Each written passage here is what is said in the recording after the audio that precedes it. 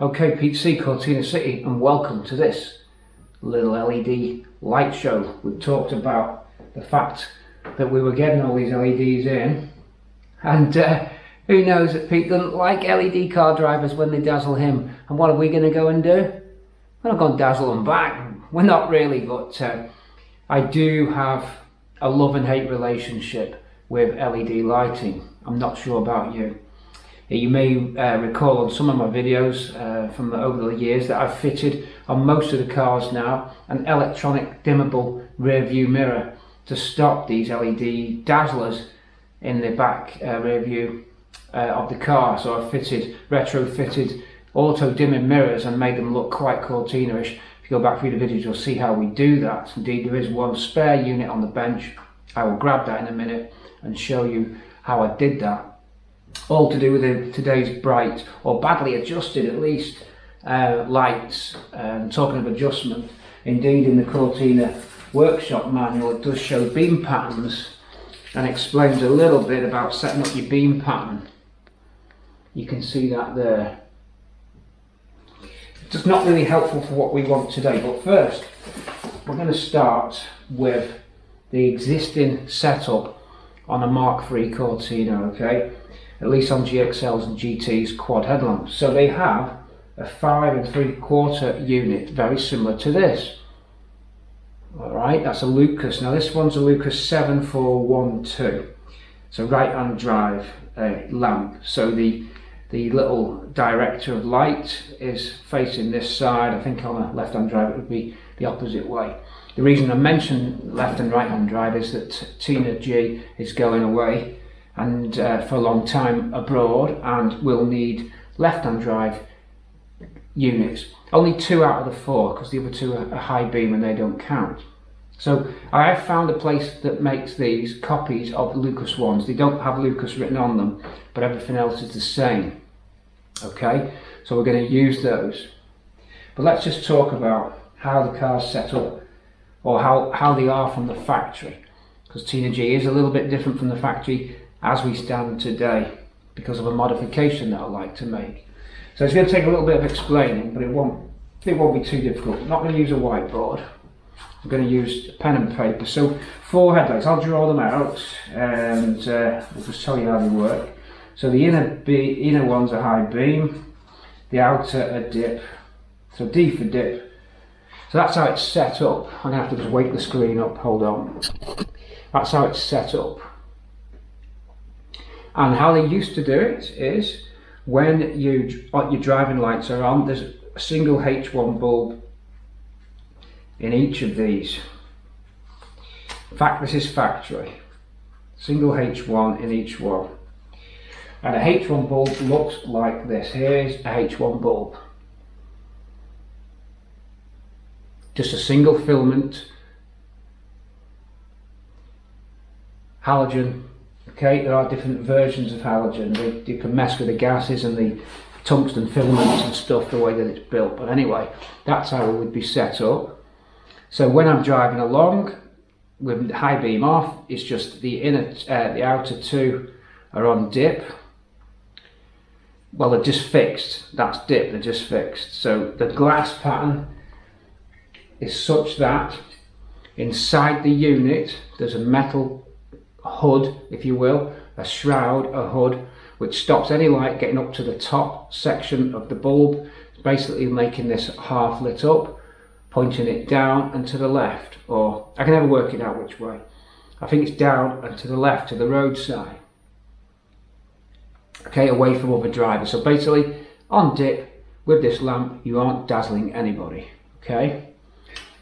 For your high beam, simply a projector lamp. So you'll see on this is the inner one on the diagram, just basically a projector, and that's called a 8104, again Lucas. That's factory spec, and look, there's the hole for the H1 bulb. So just H1 is a single tungsten bulb, halogen bulb, and you can upgrade your halogen bulbs with these night breakers, and in the past the night breakers have seemed to have been the best. All my other cars are running these night breakers. Now the slightly different configuration of night breaker, because you can get a H4 night breaker, which some of the cars have got H4s on the driving lights, the dip lights. I'll talk about that in a sec. But as a standard factory setup, you'd be running 4 lots of H1s. When you toggle your high beam, in the very early days, the outside, the dip lamps would switch off, and you'd have just a pair then of high beam lamps. So as you toggle your high beam stalk, outer ones would go off, inner ones would come on. They then changed it by adding a diode, and you'll see this diode if you've got your Cortina by your headlamp relay. Just on the offside inner wing where your headlamp relay is, there's a diode, and what they did, the diode enabled all 4 to stay on.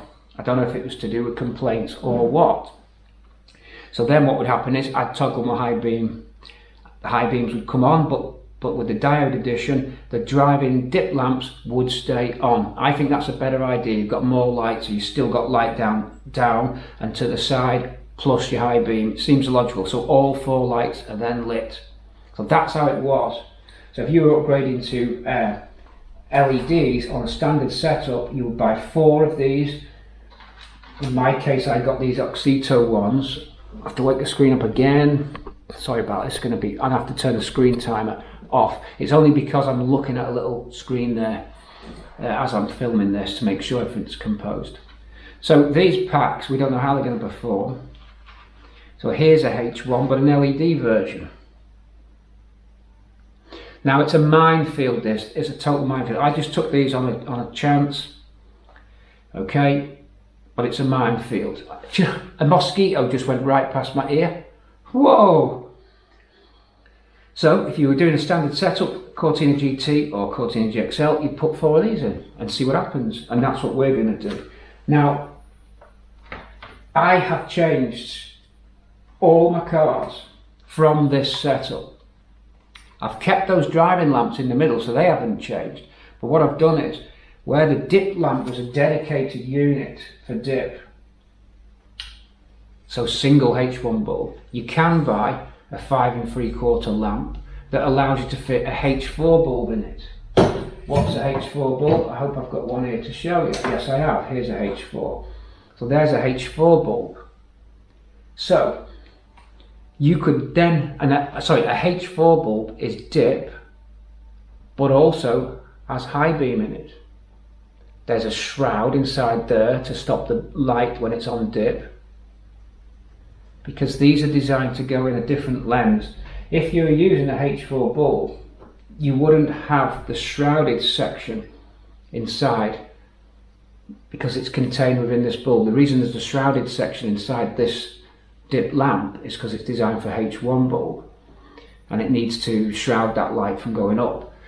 When you change this to the H4, this would have no shroud in it. They come with just simply a bowl at the back, and the H4 bulb goes in, and the shroud's done in the bulb itself. So when you buy these aftermarket, they'll not be Lucas, they'll just be aftermarkets. They're out there, there's loads of them. You get your pilot light, a H4 bulb fitted, no shroud built into the actual units in the bulb, and then this. So then your dip would also have a high beam option. So now you'd have dip and high beam on there, and your existing high beam. So you'd get 4 lots of high beam.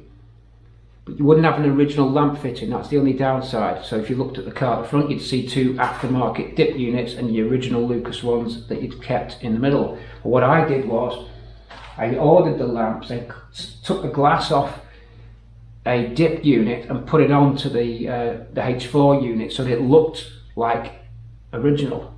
But you are messing with the optics then when you do that, so you put it on a glass that looks factory but was designed for a H1 bulb onto the back of a reflector that's taking a H4. So there are some beam pattern differences. Now it seems to work for me. So all my cars run quad high beam. You have to put 2 little relays in behind the lamps. We'll show you that later.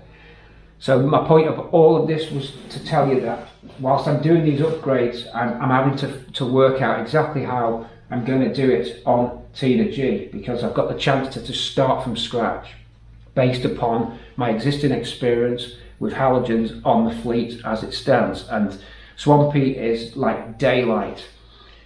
Ruby is pretty much like daylight, and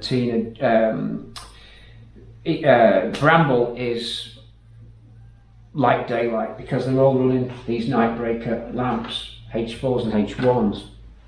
So there's nothing wrong with the existing lighting setup system that I use. If I'm going to implement that, I will now have to start pulling Tina G's lights apart, putting the glasses on and doing what I normally do. But I'm not going to do it because I need left-hand drive lenses. If I didn't and it wasn't going abroad, I could just cut this lens off here now, because Tina G is running these aftermarket lights, and then I could swap all the glasses over, quad high beam with the 2 relays. I hope this is making sense. But I haven't got the left-hand drive glass units yet, and I'm very curious how LED works. So it led me to go on to a quick test. Papa is a 7-inch headlamp unit, because it's not a GT, it's an L. It's got 7-inch lamps which have H4 fittings. So I'm in a position where I can just take out Papa's H4 bulbs and just slot straight in the LED H4s. I don't know if they're in here. They should be. I don't know where. Oh, they're still in. I think they're still in the car, because we're getting ready to test it. I've just fitted them now. Anyway, it's that, but LED version. That's going to give you a quick way of working out whether this LED business is worth it or not. Right, so that's headlamps. We're going to have to just see how things look. We're going to have to trial and error stuff. You can do a mock-up on the bench. Let's do it. I'm going to change your angles now so you don't get tired of this angle, but let's put some power to some of these bulbs just on the bench. You're going to get a rough idea just by looking at them. Okay, so we'll do that next. Going to move you, come across here, let's have a look and put some power to these units now, because there are other bulbs as well, which we're going to talk about. Stop and tail, we're going to talk about that. We've got 2 types, and also we've got reverse lamps for a good reversing lamp. So at the moment we've got tungsten filament reverse lamps. It'd be nice to have a nice brighter reverse lamp. I think that's always going to be a win. Come across this side, I'll show you a bit more. Put me overhead on the bench, why not? There's so many different options I've got here, including some of these Chinatown 100 bulbs, which I'm very suspicious about. I'm suspicious about a lot of this stuff, to be fair. It's an LED minefield, everyone, and you're in it as deeply as I am, including, would you believe, you're not going to believe this, copy night breakers that they're making. Now, these don't look like copies, but apparently there's fakes of these. I don't know how we're ever going to know if they're fakes or not. I must admit they do look a little bit flimsy, those elements in there. So yeah, there's even fake, because if you look at this Philips, genuine Philips one, then I look at a night breaker. The filament in that is bigger than the night breaker one. I'm very suspicious. I've got genuine night breakers because they normally come in a plastic box. They don't normally come like this. I'm very concerned that these are copies.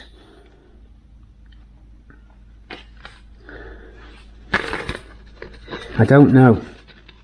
It's something I found out online. We shall have a look later. Anyway, let's see what we've got. So we'll keep to the headlights for now. Just look at a H1 lit up. Can you see there? I'm going to make sure I'm looking in the viewfinder to make sure that I keep you centralized on this video. In my hand is 12-volt power feed, and we're going to connect up first let's do a Chinatown H1 100 watt. This is 100 watt. Now you can only use the 100 watts in the high beam because dip is limited to 55 watts by law. Right, these are blue, so that's that one. Let's just see, this is 100 watts. So I'll bring it up to your screen, it's not going to blind you at home. And also I'm going to look at the current draw at the same time just to see, because if we get our calculator, 100 watts at 12 should be, oh god, hang on a minute, amps, volts equals, oh, I need, hold on, I have to just, I'm going to work out the ampage so we can see if it's true 100 watts or not, hold on, volts is amps, watts, oh my god, I've forgotten how to calculate, oh my god, that's just like gospel.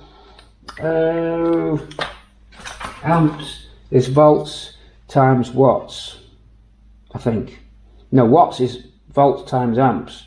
Yeah, that's it. Yeah, so watts is on top. I times V. Then to get amps, oh yeah, so it's wattage divided by voltage. We're on for the amps. So 100 divided by 12. We're going to need the calc. Let me get the calc. 100 divided by 12, folks. Oh, the internet's off. Why is the internet off? Oh, we need the calculator. We need the calculator.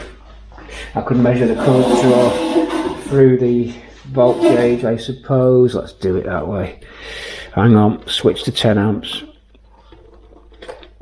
Right, I am now going on my gauge, which is just here. Gonna DC amps. Okay, DC amps. Put it to amps, AC. 10 amps we want. Where's our 10 amp button? 10 amp button there. Right, so this is going to measure amps. Get the gauge. So we need to calculate 100 divided by 12. That should be easy. It's 1.2 amps, isn't it? Oh god, why am I freezing? Because of the camera running? I don't know. 100 divided by 12, 10. Oh, how can I not get this? How can I get this? Can't be 10 amps, can it? Right, someone out there help me, will you? Right, okay, back here. It is all about finding out what all these different bulbs are. That's all we're doing. So off we go. That is 0.02 amps. It just seems ridiculous. That's just not right. Oh, that's on AC. Whoops. DC. Sorry. Right, it should be like so 6.4 amps that's drawing. I'll show you on the screen. So that Chinatown 100 watt bulb is 6.4 amps because it's 100 watt. This is a 55 watt halogen coming up. We're going to do the same thing again. That draws 4.7 amps. So that tells you that 100 watt bulb doesn't do any more work than that does. So that's a load of conning crap. Okay? That's bullshit. Because if it was 100 watts there, it would be taking a lot more ampage than that. It'd be taking 10 amps or just under. So that's a joke. They're not 100 watts. They're not going to be any brighter. In fact, you judge for yourself by looking at the screen of the camera. You judge for yourself. Okay, that's 100 watt. Here we go for 55 watt. 55 watt one's actually brighter. So bullshit to those. Then, obviously the current draw on the LED will be a lot less. In fact, it is. Current draw of only half an amp, 0.5 of an amp. Pretty bright. And hard to look at. I'm going to need sunglasses because the frequency, wow, both bulbs just went then. The frequency is different. I find them hard to look at, which is might be one of the reasons I'm not going to enjoy having LEDs, because they really do mess with my eyes. That might be one of the deciding factors. So we've got some crap going on there with these ones. Okay, so basically we'll just stick to 55 now. So it's now down to between the 55 Philips and the 55 Nightbreaker halogen. Power on again. Now for the Nightbreaker. Current draw on the Nightbreaker is, and 100 people said, wrong lead. Hold on. Connect that to that. Connect that to that. Hold on, I've got missing a positive cable, sorry.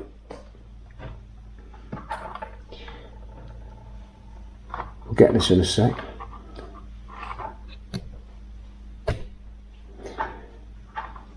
Nightbreaker. 5.3 amps, probably brightest of them all. Go back to Philips. So night breaker just has the edge. So what amperage was the Philips? Philips was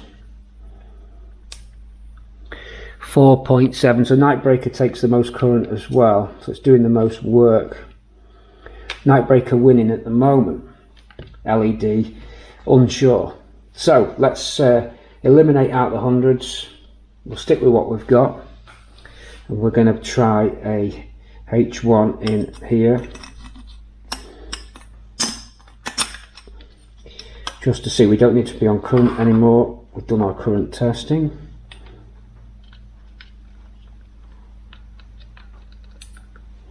Right, I'm going to point it at you. Looking at it, it's pretty bright, looks pretty good. Obviously, night time's the only way to test it, but point it at the bench. We'll test at night, as I said. So that seems to fill the reflector bowl, because I was concerned how this would fill the reflector bowl. At least on the high beam anyway.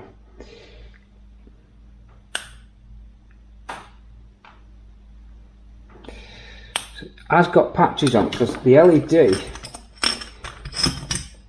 is only coming out top on both sides, whereas on a halogen it's 360. So I always struggle to work out how is it going to fill the bowl with a 360 ring of light when it's only coming out sideways on. That concerns me, that, and we might find out that's a problem later. I don't know. In terms of a H1 in the dip, it could be even worse, because you've now got the hood in the dip. Now, does the bulb ignore the hood and not need it because it's going on sideways? In it goes.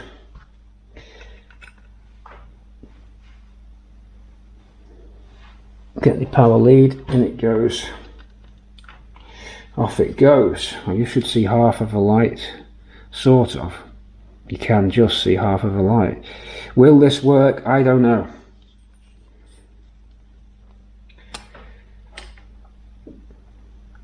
Obviously we're going to go out and test. Again, it concerns me. Put in a H1 night breaker now.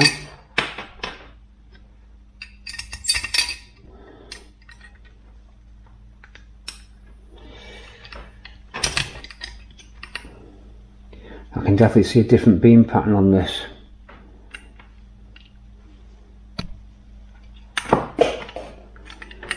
Croc clips are managing to keep popping themselves off. Come on, crockies.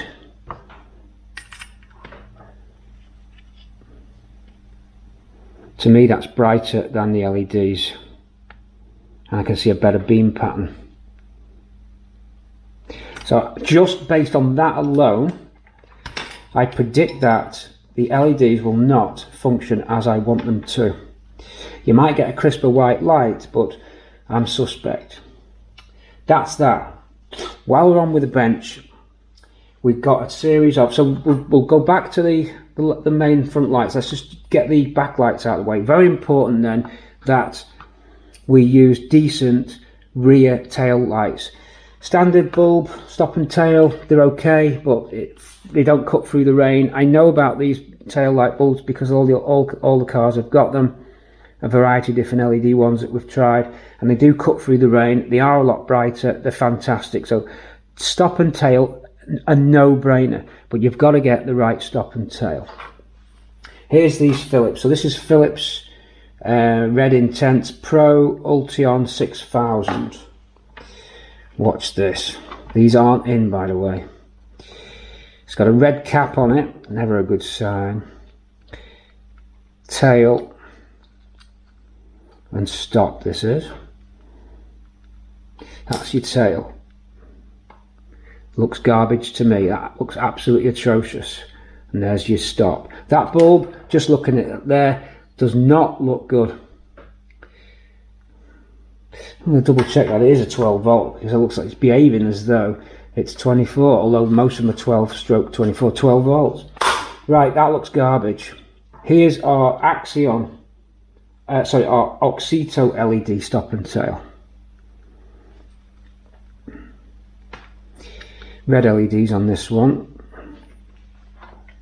Stop and tail coming up. That looks good for tail. That looks good for stop. That one looks good. So we'll go and fit that in the car. What I'll do, the video of we'll use Tina G for this. We'll put the right hand lamp or the driver's side stop and tail with the Phillips, and we'll put this as the stop and tail on the left hand side, and we'll film that. I'll stick that up in a sec so you can see which one we're going to pick. So this is AUXITO LED light stop and tail. It doesn't actually tell you on the box which one it is. They use the same box for many ones, but it is AUXITO AUXITO. That looks initially good to me. That's going to work because I have got experience with this. That looks all right to me. The Philips one, definitely no chance. I'm not putting that in. I can tell straight away that's going to be dim. We'll put it in anyway because we're doing the test. So that's that one. Reverse, pretty straightforward. It's going to be a bright white. That looks a lot better for reverse. Let me wake the screen. Looks a lot better for reverse. That'll definitely give us a better reversing lamp. That's also a no-brainer. That's pretty good quality. To me, that looks all right. So we'll fit that into reverse, but we will need to fit the reverse switch into the car because at the moment, as it stands, Tina G's got a faulty reversing switch on the gearbox. I'm going to have to fit that to do the demo on the reverse lights. I hope that makes sense. The switch failed. There's the old one. I tried to fix it in the earlier video. It didn't work. It was faulty. So once I fit the reverse switch and the inhibit switch, by the way, for starting the car, we can test the tail lights, the reversing lights, sorry. These are another stop and tail, which were in Papa, I believe. They are a little bit dim. They're okay-ish, but not as good as these ones. These AUXITO ones. Sorry, wrong one. AUXITO ones. They're just a lot better. So they're winning at the moment. Okay. I don't know the name of these, but you only need to really know the one that works. Stop and tail is a no-brainer. It has to be done. It's such a good upgrade to do. So that's all the bulbs that we're going to be messing with for now. And as I said, the H4 LEDs are actually currently in Papa, ready for a 7-inch lamp road test. So I'm going to go out now when it's dark anyway and do a side-by-side comparison of an LED H4 in a 7-inch lamp on Papa, and just to see if I like the colour, just to see how it works. I'm then going to decide exactly how my light setup on Tina G for Gibraltar is going to be. I've got to decide what to do with the lights. I've got to order left-hand drive units, which means these original Ford ones, there's no point having them here. They're not going to get used, so they're out of the question. It's just do a Go quad beam, or do a H4 5 3/4. So we'll decide exactly how I'm going to spec it up. Then I'll take you out in Swampy that's got all 4 night breakers on quad high beam, so that you can see how good a good set of night breakers on good reflectors looks. And if that's good enough, then that's what we're set for. So that was all what we were doing with LEDs. It's a minefield. It's an LED minefield. These, I am suspicious about them. These night breakers. One last check for you. One last check on dip, just for you at home, because the camera in internet, YouTube and Patreon land always looks different than my naked eyes here when we're video editing and stuff. So let's point it right at you. A dip unit on. Can you see that?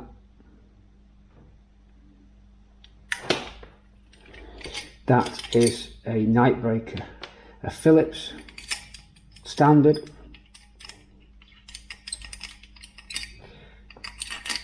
In goes the Philips standard bulb,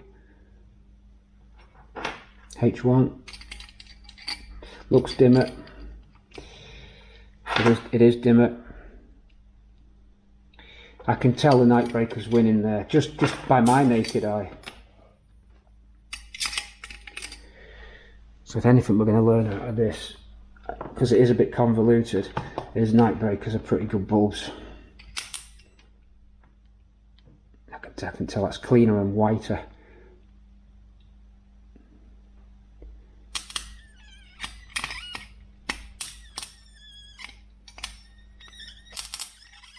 Just drawing the current, a lot of current there.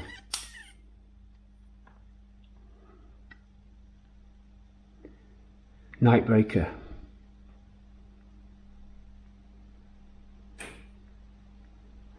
Now Chinatown halogen. Apparently 100 watt, but I don't believe it. Now I can hear the current draw straight away, wasn't as much. Got a bluer tinge to that one, no chance. Tell straight away, no chance. It's got a very blue tinge to it. No, nothing draws like the night breaker does.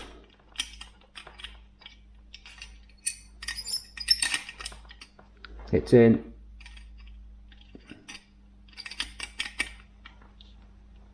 That's not night breaker, yeah it is.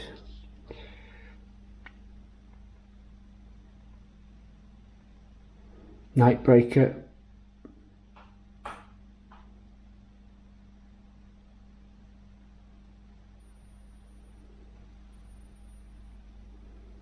Taking my time now to do it for you. Well, if this dazzles you at home. Okay, standard Phillips one more time.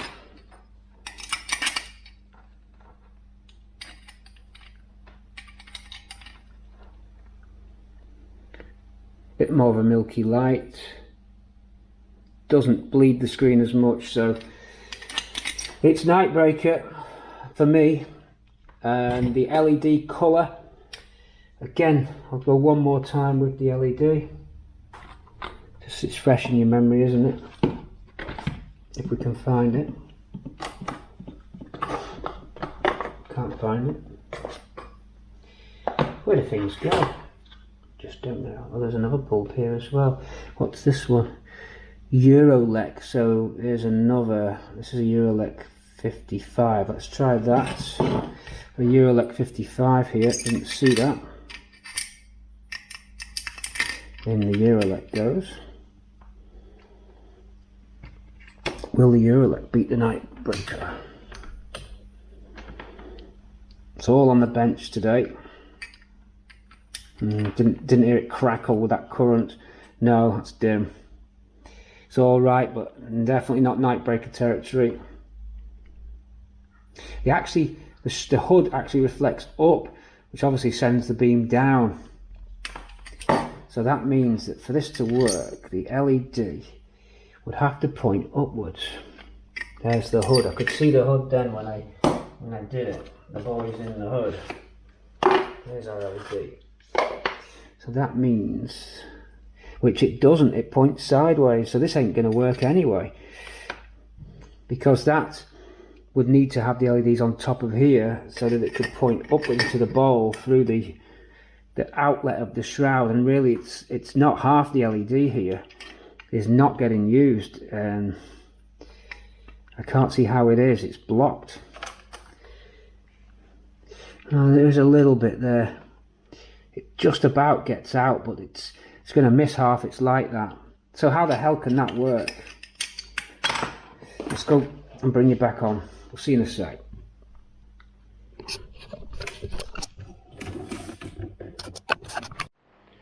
Okay, based on those initial tests and the current readings on the meter and my lack of ability of dividing 12 into 100, how can I not divide 12 into 100? It's easy.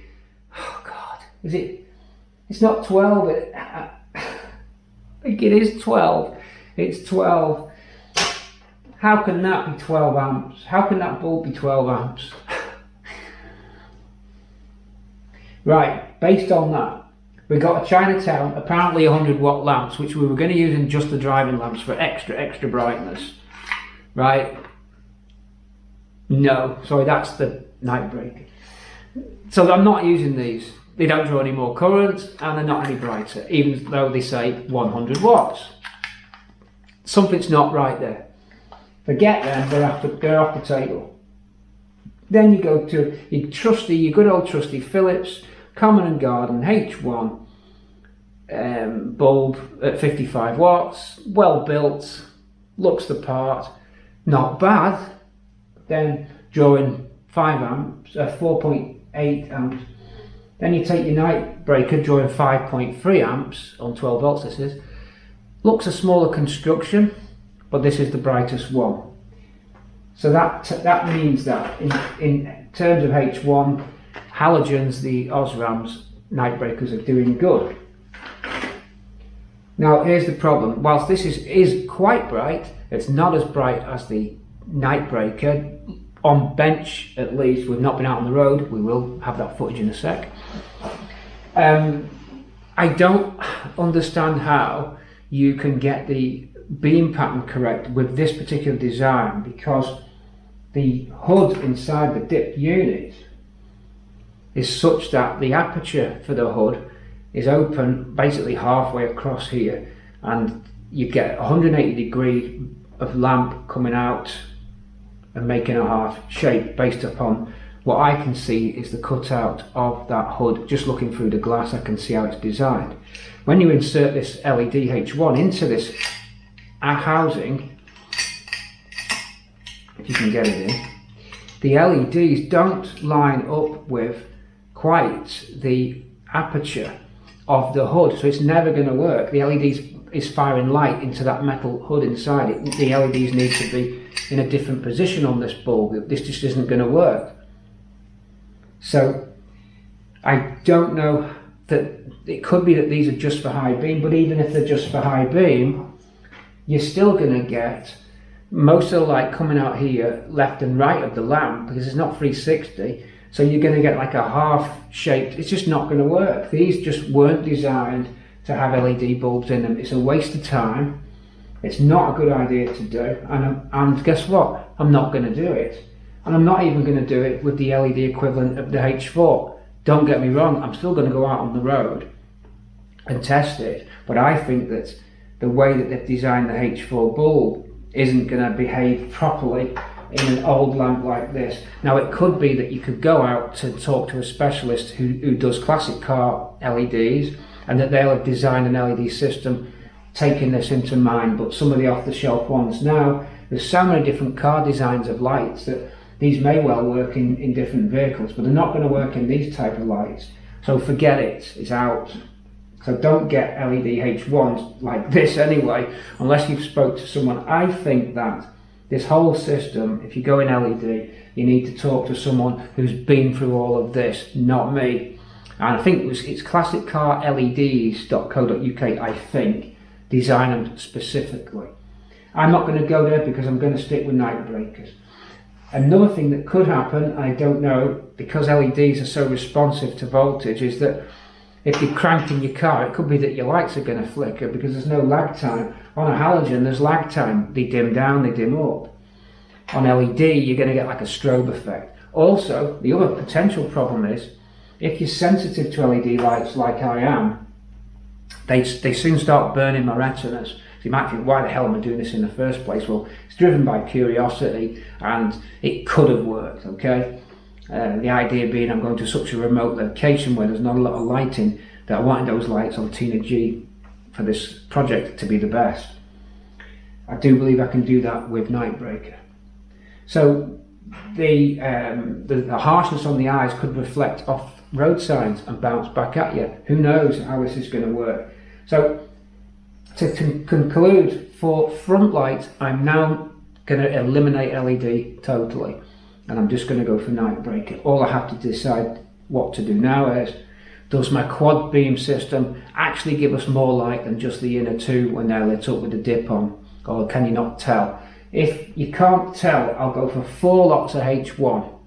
If you can tell a difference, because we're going to go out in Swamp Heat that's got the quad high beam, film it, fit 4 lamps to Tina G with 4 H1s, and wire it such that you've got dip on as the high beam's on, and compare. So you'll be comparing a H4 H1 setup with a H1 H1 setup, if that makes sense to you. I'm hoping that I've put this across the best that I can. I'll just go over it one more time. Let me wake the screen up. Okay, remember what we said at the beginning. Standard Cortina is all H1 bulbs when it's a GXL or GT, and you toggle, and if you've got the diode fitted, at least all four the dip lights stay on. You put your high beam on, and all that happens is 2 extra long range driving lamps activate. So you've got 4, so you're still lit up in the side of the road, but you get these pointing out. If you want, and what I may do and what I have done on Swampy and Libra cars, is convert the dipped unit to a H4 system by using a different reflector, and having it so that when you toggle, this goes from dip to high beam. High beam comes on, so that one comes on, that one's on, and that one's from dip to high beam. So you get 4 lots of high beam lamps, quad high beam. So that works on all my other cars, and they're very good. So you could just say to me, why don't you stick with what you know, what works? And I think that's what I'm going to do. The only question I've got is, do I swap the lenses across? Now, I believe these copy replicas of the Lucas ones, I'm not going to need to swap the glass over like I have done with the Autopal units, because the Autopal units were flat, they weren't domed glass. So I'd get some crappy, knackered old original Cortina Lucas lamps, and I'd take the glass out by cutting it away, and you can remove the glass with the glue, and I'd put that on the Autopal ones and make them look like they were Cortina ones, but they weren't. They were dual dip. If you know what I mean, it starts to get a little bit complicated, and I apologise if I've not managed to convey it as effectively as I want. What do we take away from this? Well, LED for the front, no. LED tail, stop and tail, definitely, using a red type bulb. You can get one stop and tail that are white, but by red you get a deeper red through the red of the lens. If this was a white stop and tail, it's a little bit more orangey. It's too orangey for crows. So that's a definite. We're going to fit them, but of course I'll do the video in the night time of the left hand side. So left hand side at the back, looking at the back of TNG, footage is coming up soon, will be this bulb, and still in the back will be this crappy Philips. Don't get them. Philips have got a good name, but this is just not right. This 6000, forget it. Pro 6000, no, something's not right there. It's too dim. And I haven't even seen it yet, it's not dark. So that's that. The reverse light looks like a no-brainer. Nothing better than having good reverse lights. You're not dazzling anybody. The tungsten filament ones, they were never the best. Reverse lights were never that bright, were they, if you think about it. This could help us. I don't know what they look like yet, but this will be an interesting one to do.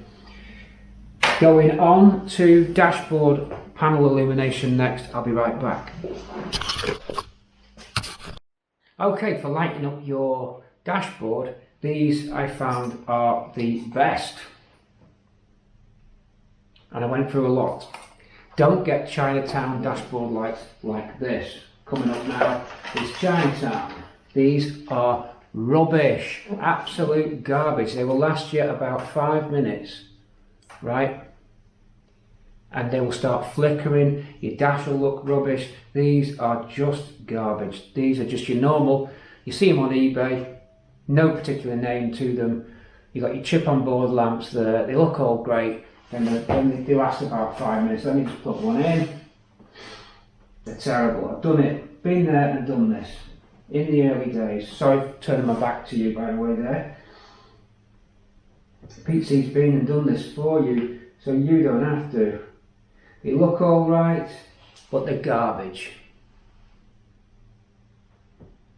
Yeah? Absolute rubbish. These, go back to Philips, even though we knocked the Philips stop and tails, Osram stop and tails are good as well, Osram, but this particular stop and tail from Philips for Cortina is no use. At least it looks like it's no use.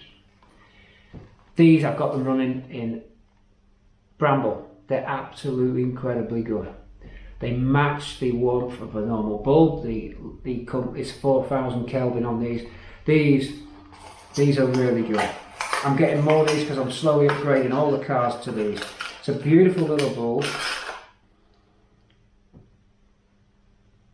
and it's just gives out perfect light, and they've got a long shelf life. They've never flickered yet, and I've had these in now for 3 years in one of the cars. Not a problem. They're beautiful lamps. So that's your dashboard for Cortina anyway. It works. Don't worry about having to buy other stuff. I can just send you straight to them because they work. You'll be impressed. They look good in the dash factory. Not a problem. I'm just looking on the top of the shelf to see if I've got the other types of bulbs for the stop and tail. I haven't got the box with me. So that's it. That is LEDs for Cortina City. Okay? So that was all my thoughts about doing the lamps. And there is indicators, but it depends what you want with your indicator. On Bramble, I've got LED orange indicators. I could show you those. And you get a bit of a strobe flash with them, but you can see them from twice the distance. And when I'm indicating on the motorway, they're that good that if there's a car overtaking me, or you can just see them bouncing off everything. They're not too bright, but they just penetrate.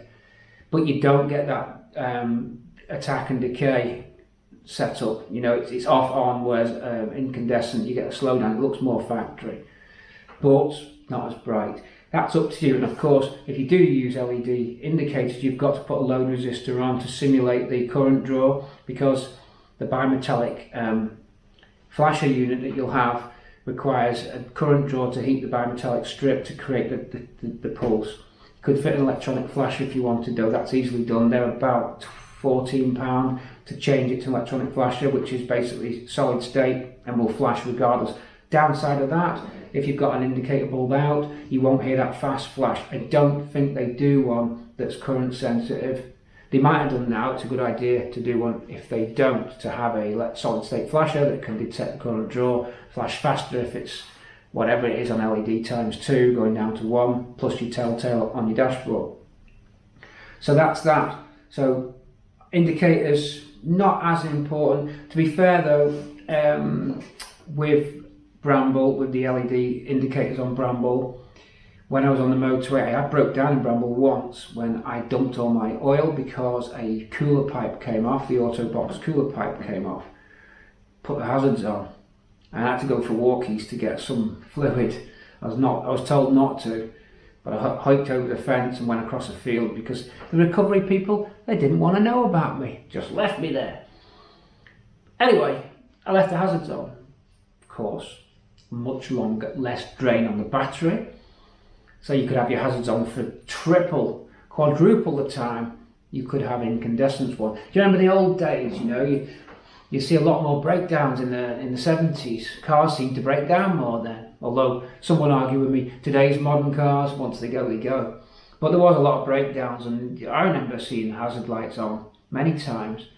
And in the rain, and so cars broke down, it's got too wet, and the coils got wet, and there's the hazards. And you're there for an hour and hazards are slowly, and you're in the car dying, and my hazards are off, I'm going to get shunted.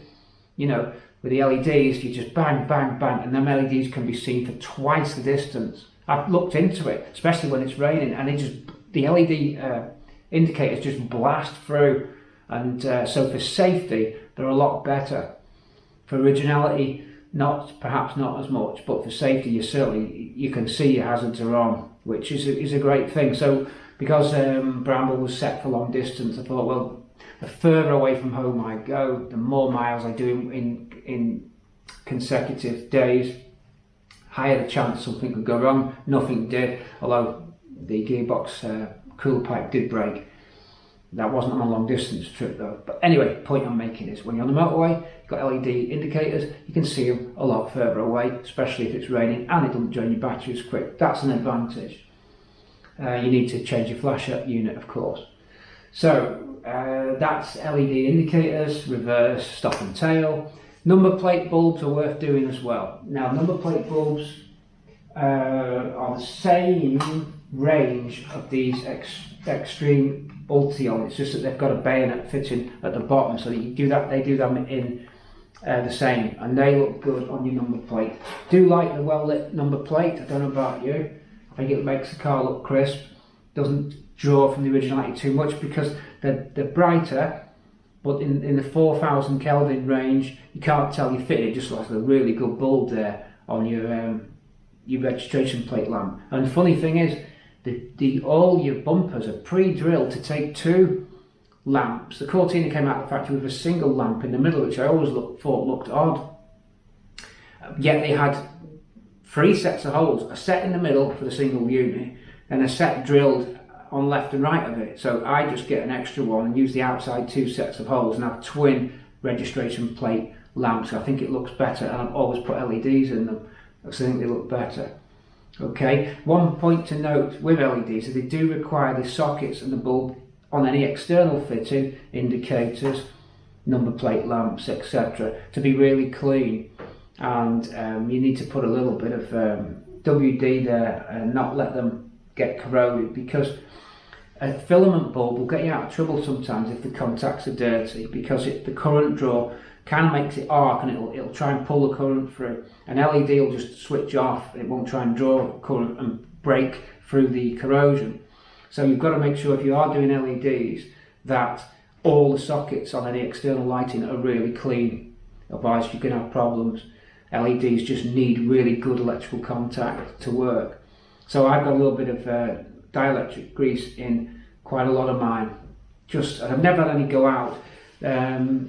Like I said, if you had a solid state flasher and it didn't have the current sensor on it, you wouldn't know your indicators weren't working. So you've got to think of that, because you don't get the fast flash. So for indicators, make your choice about that. Look into the flasher unit and bear it in mind that all the electrical connectors need to be good for that.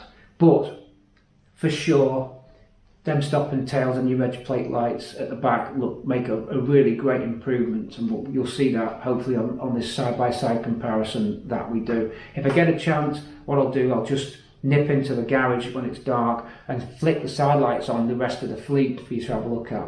Also for you, I need to bring Swampy out at night, because I'd like to demonstrate to you the quad night breaker high beam setup, because you might say that is really, really good. I'm going to get it for my Cortina GT or GXL, because it really is good.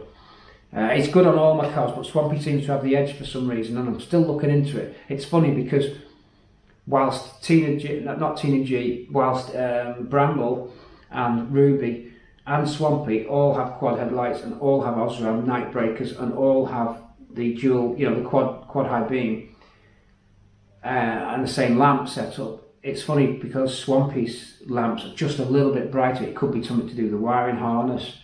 I don't know, but for some reason Swampy's are the brightest out of the pack. They're all good, but Swampy's is the best. So let's go to the nighttime footage now. You've had enough of me rambling on here at the bench. I'm sorry, as I said, that I didn't quite get or make this as clear as what I really wanted to do. It's got to be better than nothing. So think about this and let me know. Now I want to ask you, now I need your help. Let me wake the screen up. Now I need your help.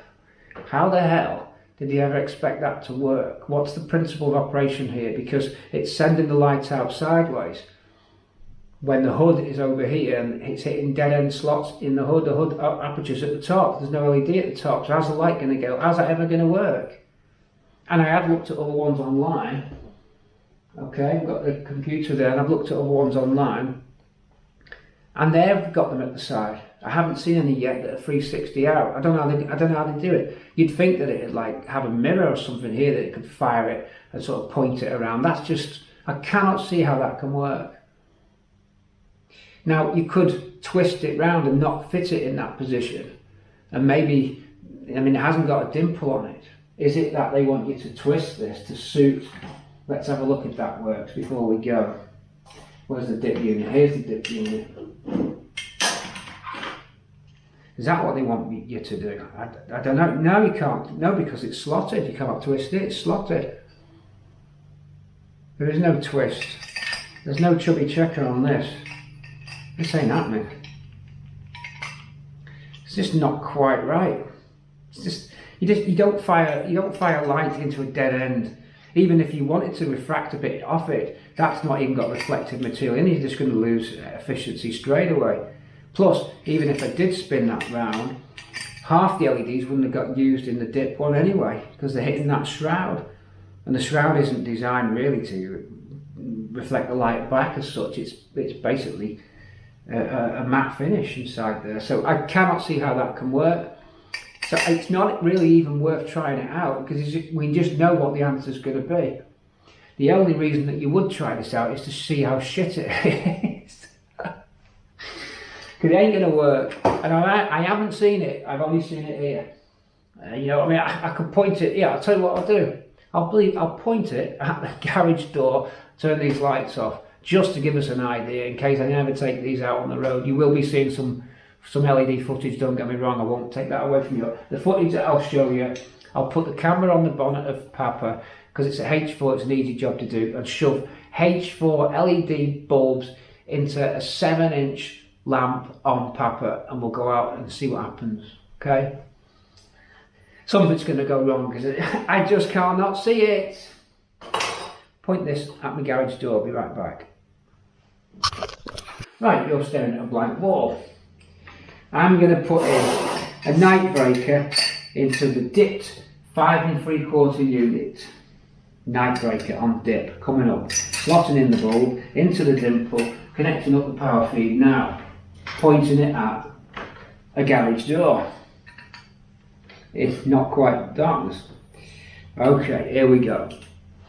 Now you can see the cut-off pattern there, but that's not a circle.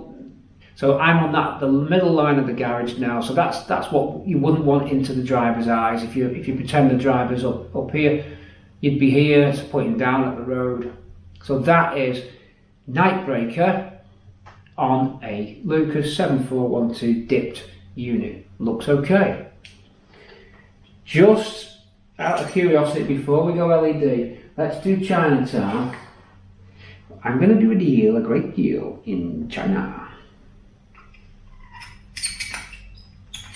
Apparently 100 watts. What have we got but not 100 watts? Coming up. No. I can see straight away that's dim.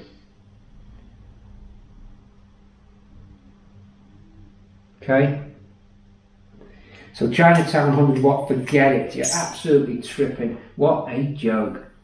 In fact, it started to burn. No, it's just burnt on the table. And now, we know night breaker wins. Just to be fair, Philips 55 standard halogen versus night breaker coming up. Yeah, not bad, but this isn't as good as the night breaker. But that's a lot better than the Chinatown one. So there's no doubt about that. But the $1 million question is LED against the garage door. Will you see that cut-off beam pattern? So this is as good as being on the car. Put it in. Let's see what we get. Which way is the dimple? That's the dimple. In it goes. It's in. We're on. We have got a bit of a beam pattern, but it's all confused. It is there, I suppose. That's not as bright as the night breaker though. It's a different type of light. We're not getting any down there. The beam pattern looks wrong. Looks dim, grey and washed out. It isn't going to work, folks. It's just not going to work. And that is that.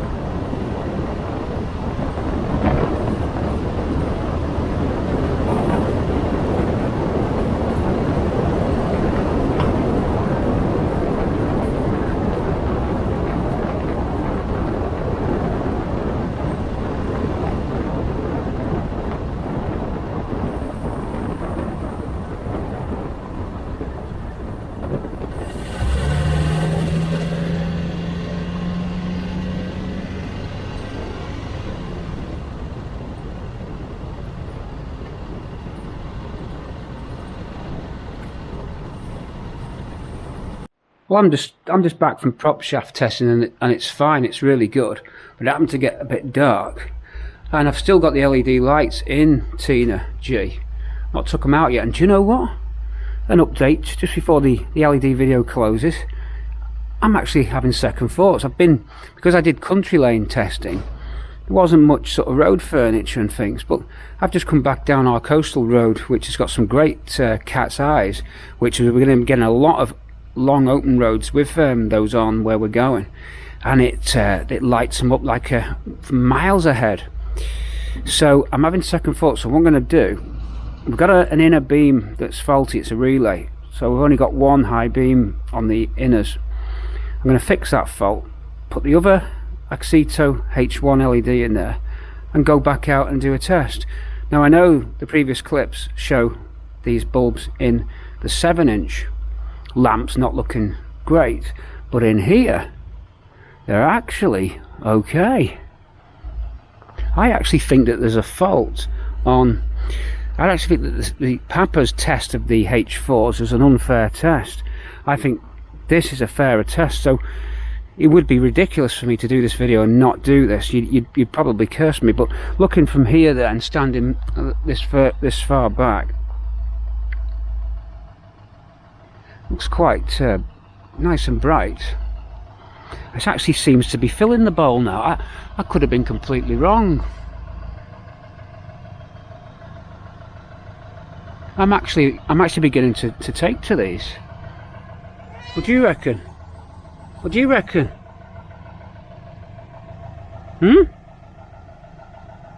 What do you think?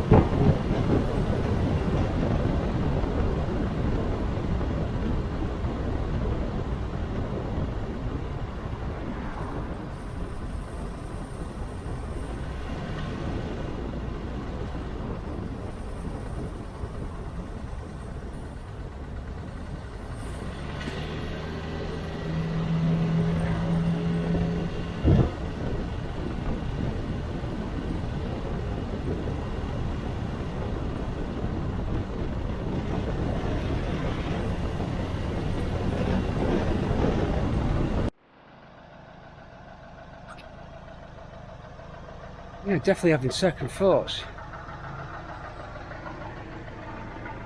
Did the LEDs for you, didn't I? The LED dash lights. And I'll turn Rod down. It's not Rod the Raven, but yeah, LED lights are nice though. And then I've finished at the back here now.